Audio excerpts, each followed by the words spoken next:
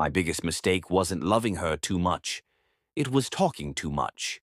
Every night after work, I came home exhausted, loosened my tie, dropped my briefcase, and poured my frustrations into her lap like a broken record.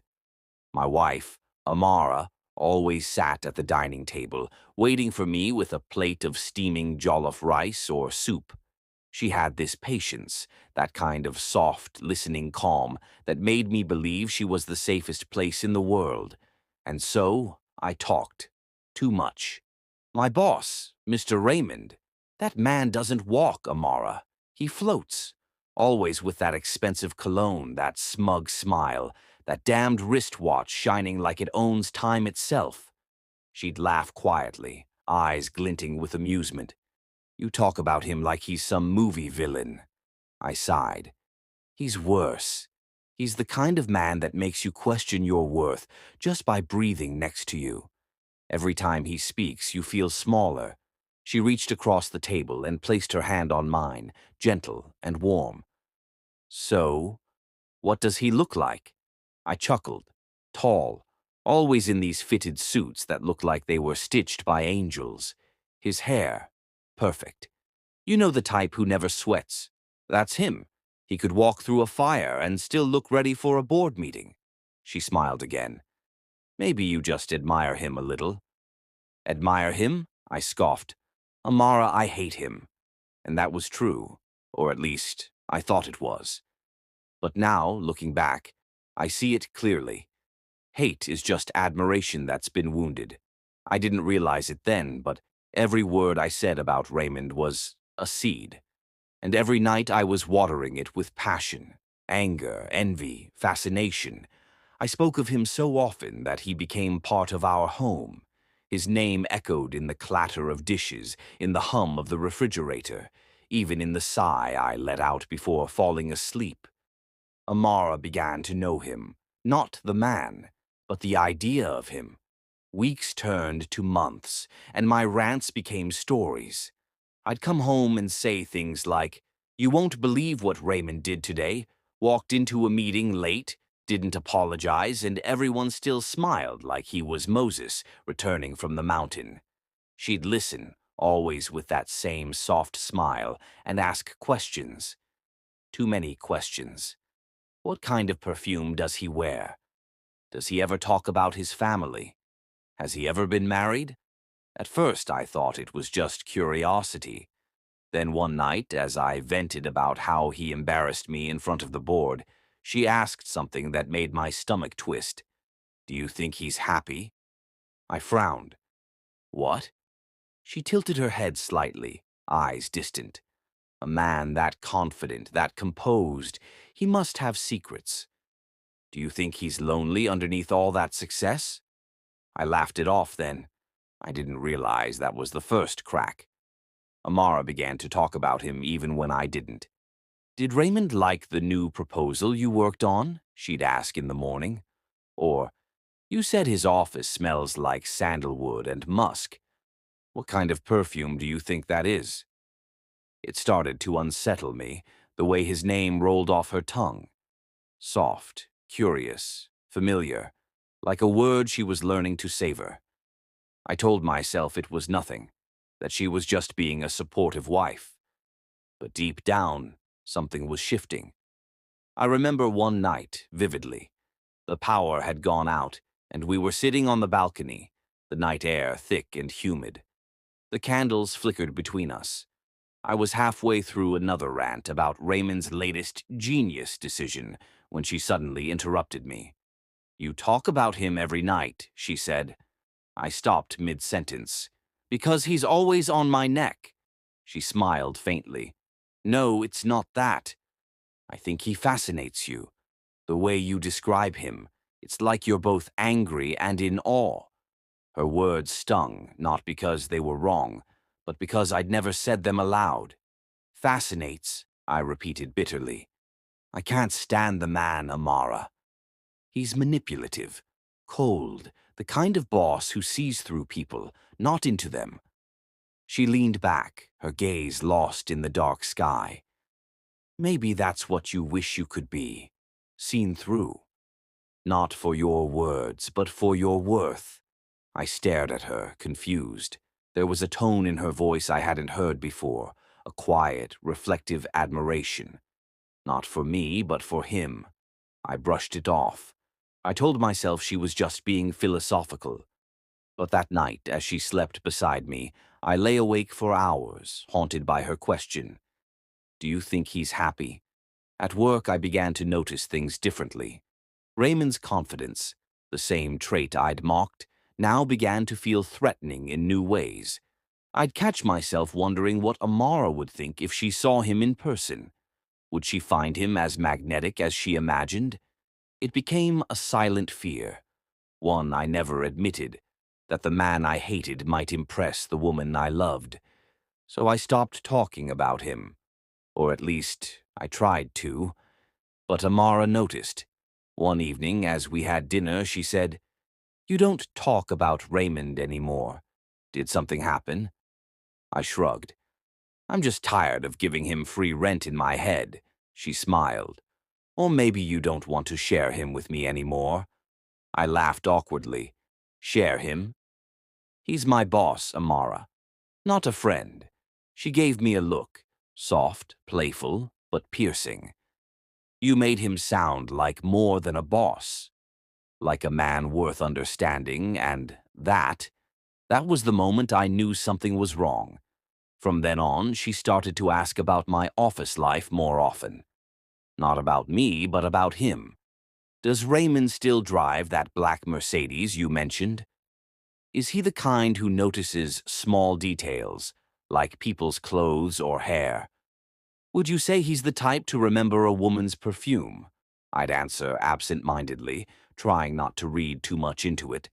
But each question left a residue, like fingerprints on glass. One night, after another long day, I found her in the living room, scrolling through her phone.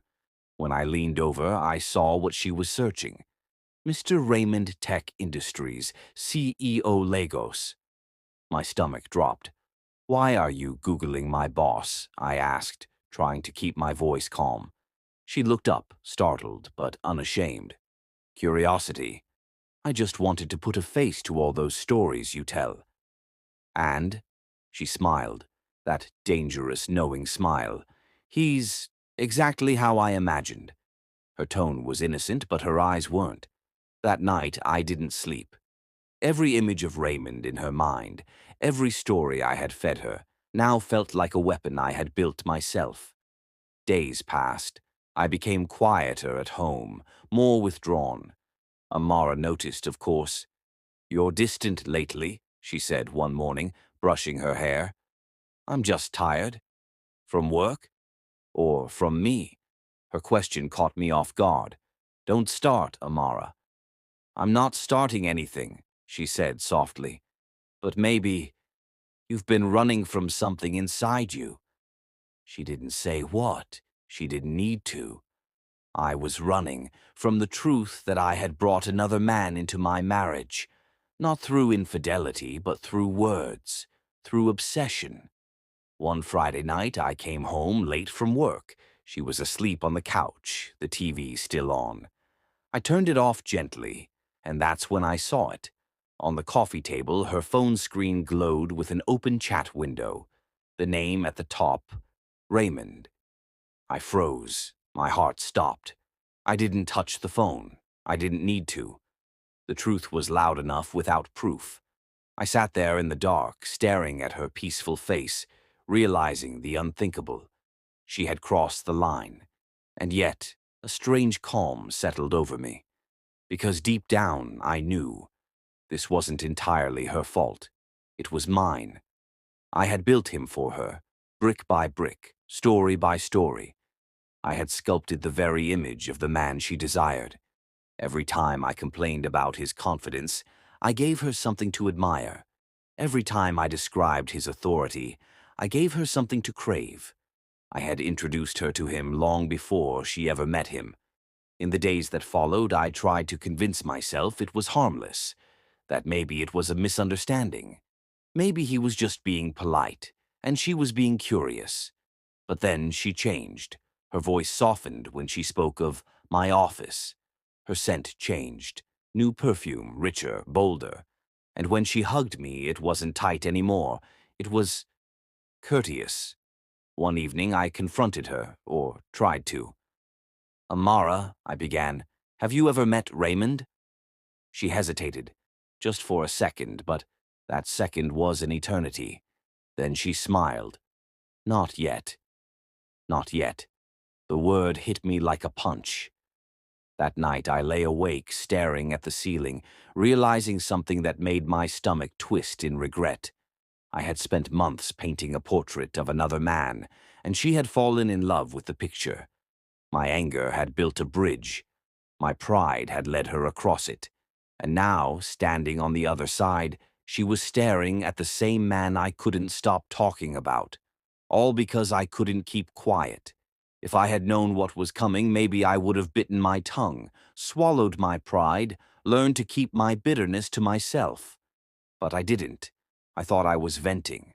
I didn't know I was introducing her to her next husband. That question she asked, the one that seemed so harmless, so small, keeps replaying in my head like a haunting whisper. "Do you think he's happy?" "No, Amara. He wasn't happy then, but he will be. Because you're going to make him happy, with everything I lost through my own mouth. And that's how I built a stranger in my home. It happened on a Thursday. I remember because Thursdays were usually peaceful, a bridge between survival and rest. I left work earlier than usual that day, wanting to surprise Amara. We hadn't been connecting much lately. She had grown quieter, distracted. I thought maybe a night together would help us find our rhythm again.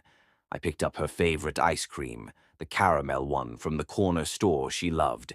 I even bought flowers, lilies, her favorite. It felt almost old-fashioned, but I missed that smile she used to give me, the one that made my bad days tolerable. When I stepped into the house, the air smelled different. A sweet, expensive fragrance lingered. Not hers. Something heavier, muskier, luxurious. "Amara?" I called out. No answer. Then I heard music coming from the bedroom. Soft jazz, something sensual. And when I walked in, I froze. She was standing in front of the mirror, slipping in her earrings, dressed in the red gown I bought for our anniversary. The one she once said made her feel like a queen. Her makeup was flawless, her lips painted in a deep crimson shade that made her look unreal, like someone preparing for a scene, not a dinner. For a moment, I couldn't speak. I just stared, holding the flowers awkwardly, the ice cream slowly melting in my hand. "Where are you going?" I finally managed to ask. She turned, calm as dawn, as if I were interrupting something sacred. "Dinner? With who?" She met my eyes. "With Raymond." At first I laughed, nervously, foolishly. "You mean my Raymond?" Her eyes didn't flinch. "Yes, I reached out. I told him I wanted to understand the man who's been controlling your life." For a second I thought I misheard her, but she said it so softly, so deliberately, that the truth cut deep before my mind caught up. I wanted to ask how, why, when, but my throat refused to form words. She noticed my silence and smiled faintly, not out of cruelty, but confidence, like someone who had already made peace with her decision. "He agreed," I croaked. "Of course," she said. "He was surprisingly kind." That word, kind, burned more than any insult. I didn't remember what I said next. Maybe nothing. I just watched her slip on her heels, spray her perfume, and glance at the mirror one last time. The faint scent of her fragrance mixed with the coldness of realization. I had officially lost control of something sacred. She walked out with her purse in hand, glancing at me only once. That look, that silent, composed look. It wasn't guilt.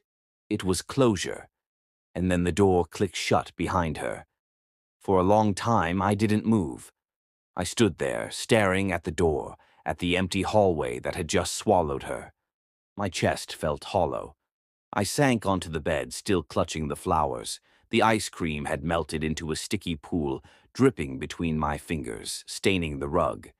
I don't know how long I sat there, maybe hours, maybe minutes.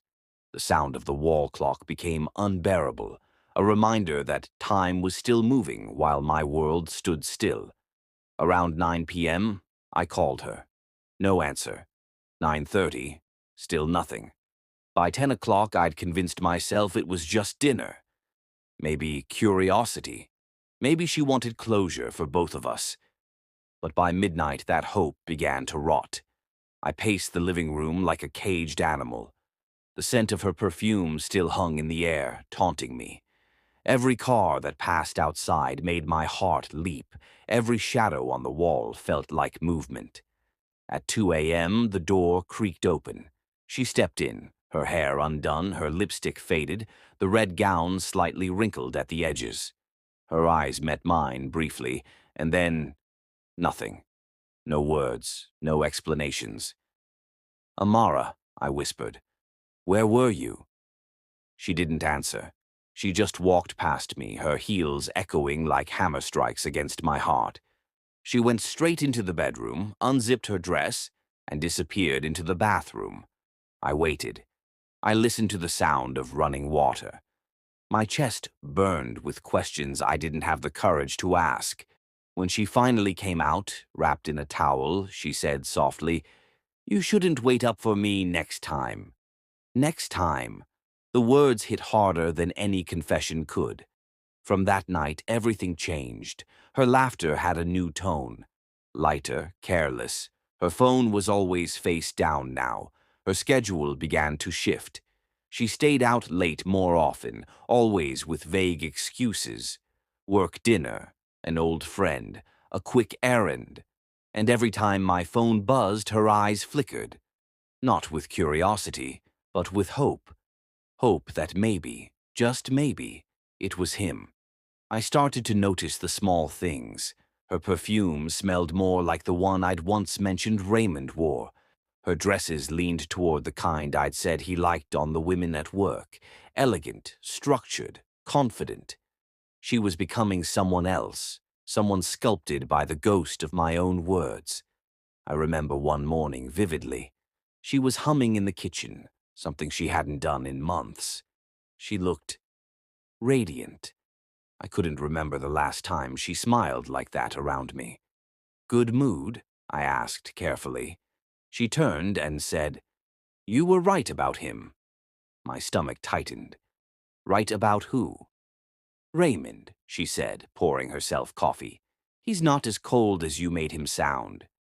He's layered." There's a softness under that confidence. I froze. "You've been seeing him?" She smiled, as if amused by my naivety. "He invited me to dinner again." To talk," I said, my voice trembling. "You're having dinner with my boss, Amara. Do you understand how insane that sounds?" She leaned on the counter, arms folded. "You've been talking about him for months. You made him sound like the most interesting man alive. And now that I've met him, I see what you meant." "What I meant?" "Yes," she said softly. "He's everything you said. Confident, composed, brilliant. But you never told me he's also kind." You left that part out. I felt something collapse inside me. I wanted to scream, to shake her, to ask her why she was doing this. But the truth was too cruel to fight. I had built this man for her. Word by word, complaint by complaint. At work, I began to notice Raymond's glances. Not obvious, but perceptible. Once, as we discussed a project, he smirked and said, "Your wife reached out to me."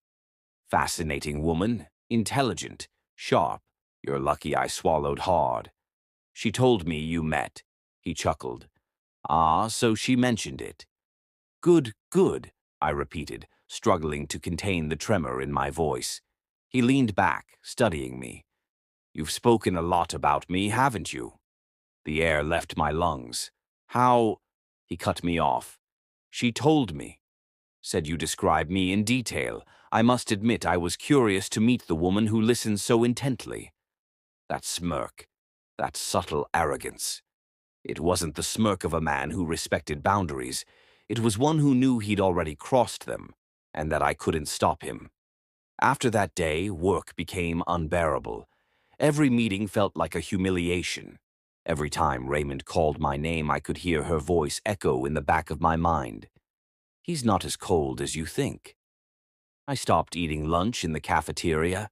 I kept my head down, avoided eye contact.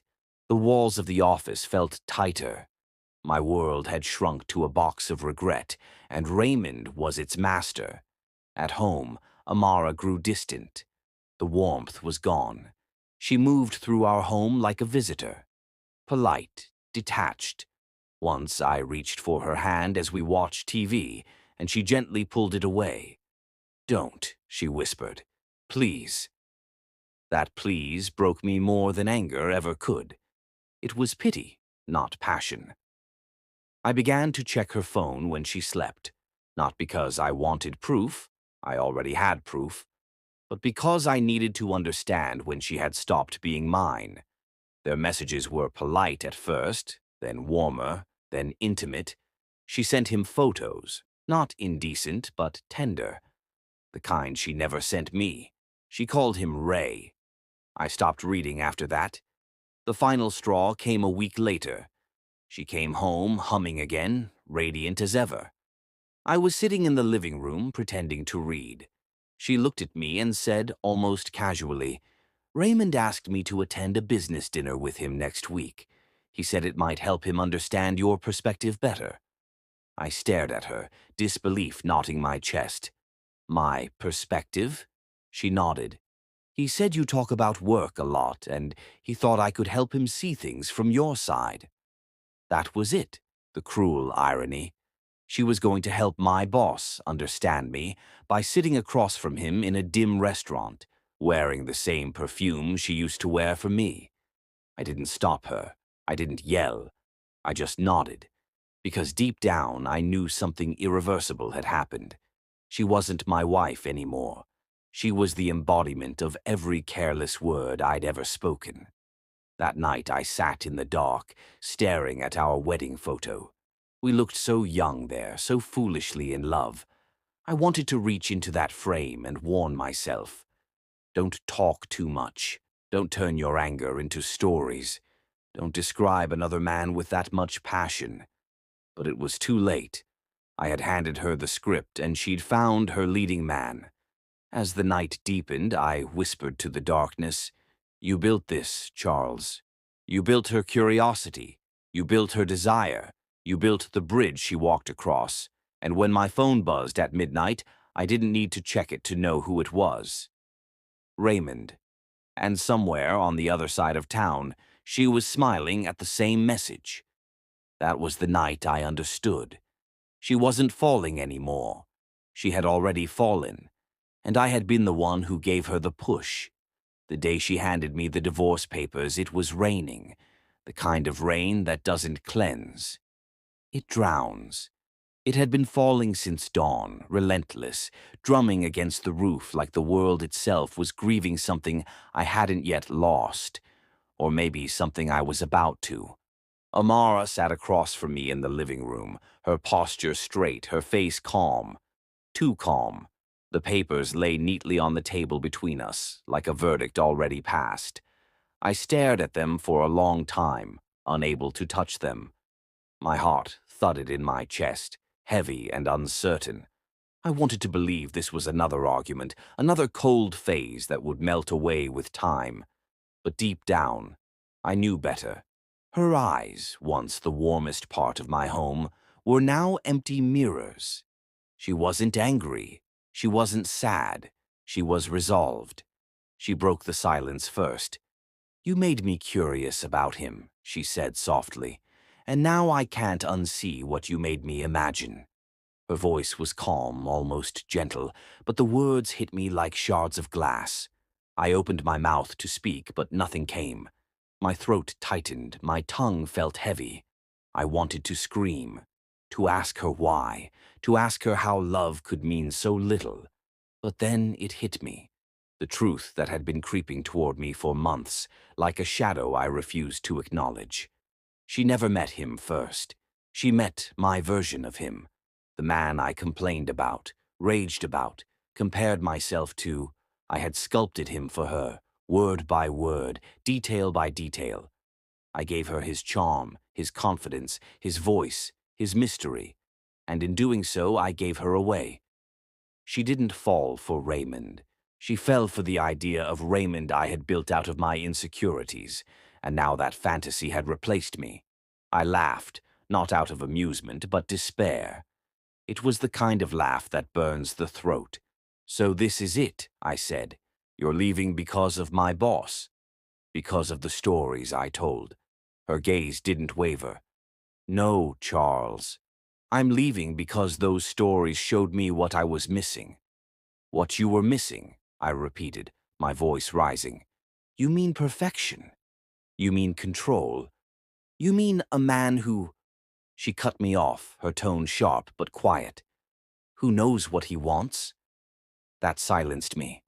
I felt my chest tighten as I searched her face for even a flicker of guilt, but there was none. Only certainty. The kind that comes when someone has already walked too far to look back. "How long have you been seeing him?" I asked finally. She hesitated. "Does it matter?" "Yes," I said. "It matters to me." She sighed. "A few months." I swallowed hard, the words bitter on my tongue. "And you didn't think I deserved to know?" "I didn't know myself," she said. "Not at first. I thought it was just curiosity, but then I realized I felt alive around him, the way I used to feel around you." Her words sliced through me like a blade. "I loved you, Amara," I whispered. "I know," she said softly. "But you stopped being you. You became a reflection of everything you hated about him. Every time you came home angry, it was like you brought him with you. I saw more of him in you than of us." She was right, and that truth, the kind that leaves no room for denial, stung more than betrayal itself. I looked at the papers again. Her signature was already there, bold and steady. My name was the only space left, a void waiting to be filled. "Is he worth it?" I asked quietly. She didn't answer immediately. Instead, she glanced toward the window, watching the rain. "He doesn't have to be worth it," she said at last. "He just has to be different." That was when I realized it wasn't about him at all. It was about me, or rather, who I had stopped being. I picked up the papers and stared at the ink, bleeding slightly into the paper fibers. The sound of rain grew louder, filling the silence between us. "You could have told me," I said finally. "I tried," she whispered. "You just never listened. Every time I asked about him, you got defensive. Every time I tried to talk about us, you changed the subject back to him. You turned our home into a courtroom where he was always on trial, and I became the jury that fell for the defendant." The irony was unbearable. I had spent months condemning Raymond, and in doing so I'd made him immortal in her mind. "Did you ever love me?" I asked, my voice breaking. Her eyes softened. For the first time that night I saw a flicker of the woman I once knew. "I did," she said, "deeply. But love isn't enough when admiration dies." I felt something crumble inside me then. A quiet collapse. She stood up slowly and walked toward the door. The sound of her heels on the wooden floor echoed like a countdown. "Amara," I said, my voice trembling, "don't do this." She paused. "I already did." "Please," I said, "we can fix this. We can start over." She turned and her eyes met mine, steady, unflinching. "Start over from where, Charles?" "From the lies we told ourselves. From the ghost you invited into our marriage." I shook my head desperately. "He's not better than me." She smiled faintly, not out of arrogance, but sadness. "He doesn't have to be. He just has to be who I thought you were." Her words landed like a hammer blow. She picked up her bag and walked to the door. Her fingers lingered on the handle. Then she said it, the sentence that would replay in my head for years. "Thank you," she whispered, "for introducing me to him." The door clicked shut behind her, and the sound echoed through the house like thunder. The silence that followed was unbearable.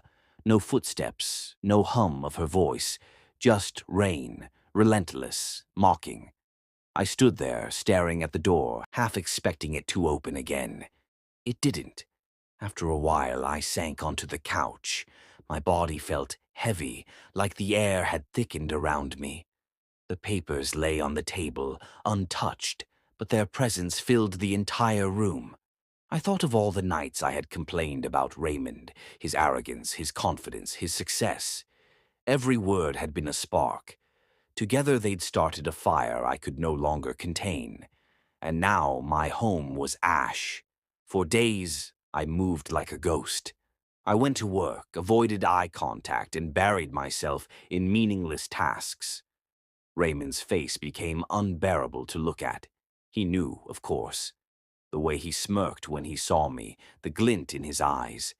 It was the smirk of a man who had won a game I didn't even realize I was playing. Once, after a meeting, he stopped me in the hallway. "She told me," he said casually, adjusting his cufflinks. "Told you what?" I asked. "That it's over," he said, his tone soft, almost pitying. "You'll be fine, Charles." "You're a strong man," I wanted to punch him, to wipe that calm confidence off his face. But I didn't, because deep down I knew he wasn't wrong. I had lost the battle long before she met him. At home, the silence was unbearable. I caught myself talking to the empty space beside me, out of habit. The absence of her laughter, her perfume, her warmth. It hollowed out the house. I started drinking, not to forget, but to remember less vividly. Sometimes I'd pick up her old photos, the ones from before everything fell apart. Her smile in those pictures looked different, not because she'd changed, but because I had. I became the man she couldn't love anymore. Weeks later, I received a letter in the mail, a formal notice confirming that the divorce had been processed. Legal. Final. It didn't come with a sense of relief, only a heavy silence. I sat at the dining table, the same one where I used to pour my heart out, and stared at the letter until my vision blurred. I wondered if she was happy, if she laughed differently now, if he made her feel seen in the way I once did.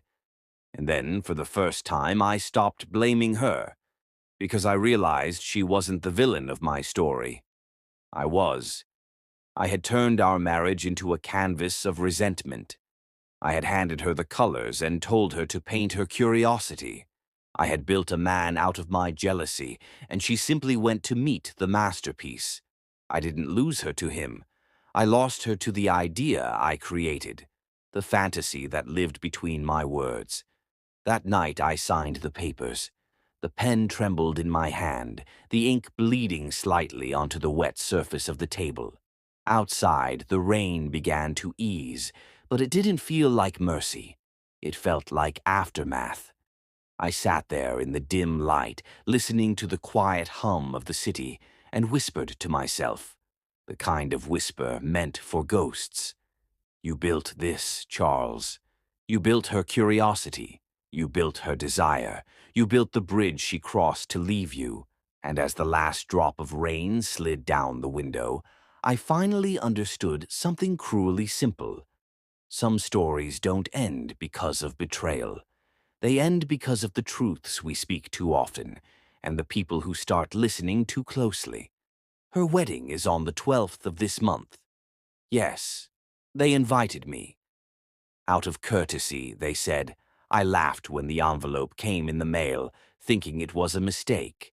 The handwriting was hers, neat, precise, gentle, the same way she used to write "I love you" on little notes she'd leave in my lunchbox. But this time, the note inside read something else entirely. "Charles, you've always been part of this story. It feels only right that you see how it ends." I read that line over and over until the words blurred. Out of courtesy. That was the phrase they used. But what kind of courtesy invites a man to witness his own replacement? I won't go. I tell myself that every morning. But the truth, I can't stop imagining it. Her walking down the aisle, radiant, unburdened. The same woman who once walked toward me, now walking toward him. Him, Raymond, waiting at the altar, confident, composed, that slight smirk playing on his lips.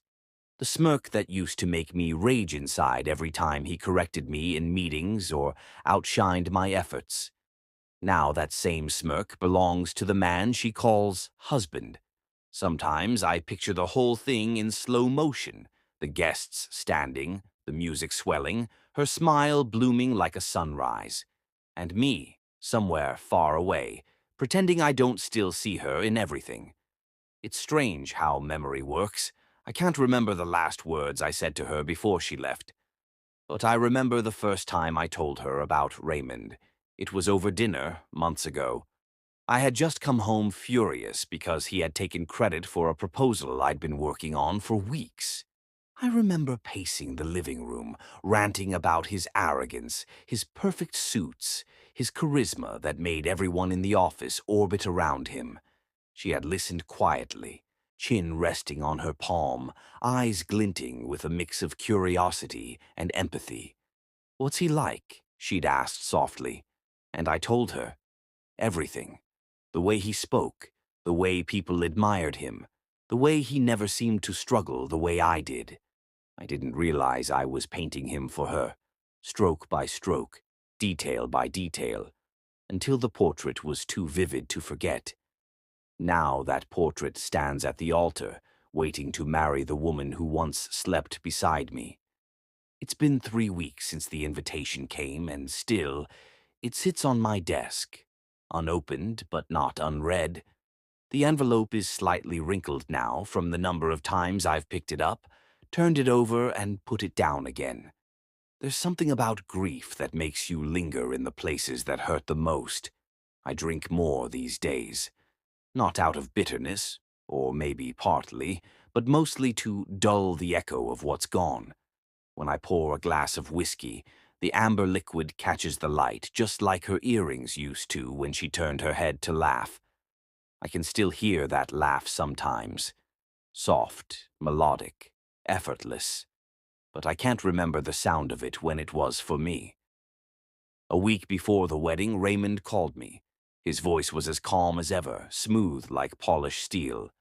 "Charles," he said, "I wanted to reach out personally. It's important to me that there's no bad blood between us." I wanted to hang up, but something in his tone made me stay. He continued, "I know how strange this must feel, but Amara insisted we invite you. She said, 'You deserve that much.'" I let out a small, bitter laugh. "Deserve what? Watching you take vows with my ex-wife?" There was a pause. Then he said quietly, "Deserve closure." I almost admired his nerve. "Closure," I repeated. "Is that what you call it?" "I don't expect forgiveness," he said, "but I hope in time you'll understand." None of this was planned. Of course it wasn't. Love rarely announces itself before it strikes. I ended the call without saying goodbye. My hands were shaking, not from anger, but from something far worse. Realization. He wasn't gloating. He was sincere. And somehow that made it sting more. The night before the wedding, I couldn't sleep.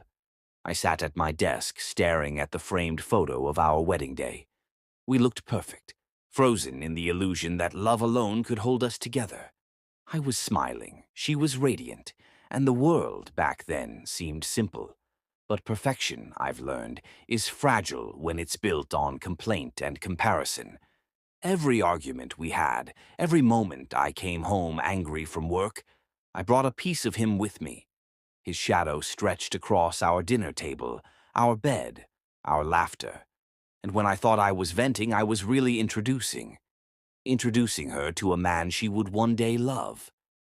Now that man stands where I once stood, wearing my tuxedo style, my wedding day calm, my former life like a trophy. And she, She will wear red. I know it. That same red gown she wore the night she went to dinner with him, the night everything changed, the color of passion, betrayal, and endings. On the morning of the 12th, I woke up before dawn. I told myself I wouldn't think about it. I told myself I wouldn't imagine the ceremony, the guests, the music. But I did. I imagined the vows, the words, the applause, and her smile, that quiet, devastating smile that once belonged to me. I sat in silence, whiskey in hand, watching the sunrise through the blinds. The city was waking up, unaware that today was the day my past would marry my mistakes. I didn't go to work. I didn't go anywhere. I just sat there, counting the hours. At noon, I imagined her walking down the aisle. At 1, I imagined the kiss. At 2, the applause. By 3, I stopped imagining. Later that evening, I received a text. It was a photo, sent from a mutual friend who didn't mean any harm. They looked happy. She was radiant, dressed not in red but white, pure, unburdened. Her hand rested lightly on his chest, and his smile was wide, unguarded. For a moment I wanted to hate them, but I couldn't, because in that picture I saw something I hadn't seen in her for a long time. Peace. And somehow that peace hurt more than betrayal ever did. I poured another glass. The amber swirl caught the light again, and I whispered to the empty room, "Never let your anger introduce your lover to someone you envy." Because that's what I did. I built a bridge between them with my words, my insecurities, my need to vent. I didn't lose her to another man. I lost her to the story I told about him. Every word was a seed. Every seed grew into a fantasy. And now that fantasy wears a tuxedo and bears her ring. Around midnight, I stepped outside for some air. The streets were quiet, the kind of quiet that presses against your chest. I walked past the little cafe we used to go to every Sunday. The lights were still on. I could almost hear her laughter there, echoing faintly through memory. I stood there for a while until the air grew colder and finally said it out loud, the thing I'd been avoiding for months. I did this. It wasn't confession. It was acceptance. Because the truth is, Raymond didn't steal her. He didn't manipulate her. He didn't trick me. I handed her over, piece by piece, every time I opened my mouth to complain about the man I secretly wished I could be. I had made him larger than life. I had made her imagine a world where she could be loved by someone who wasn't weighed down by resentment. And now that imagination had a wedding ring. Back home, I poured the last of the whiskey. The room was dim, and my reflection stared back at me from the darkened window, a man unrecognizable even to himself. "Maybe that's what love does," I whispered. "It doesn't always die. Sometimes it just changes address." Outside, the streetlight flickered. I imagined them somewhere, dancing, smiling, beginning a life that once could have been mine. And I didn't feel rage anymore, just a hollow sort of peace, the kind that comes when you finally stop fighting the truth. I raised the glass, a quiet toast to the ghosts of everything I'd lost. "To Amara," I murmured, "to Raymond, to the man I was and the man I'll never be." The glass clinked softly against the table, the sound small but final. And as the night deepened, I realized something I should have known long ago. Sometimes the people we talk about the most become the people our lovers love the most.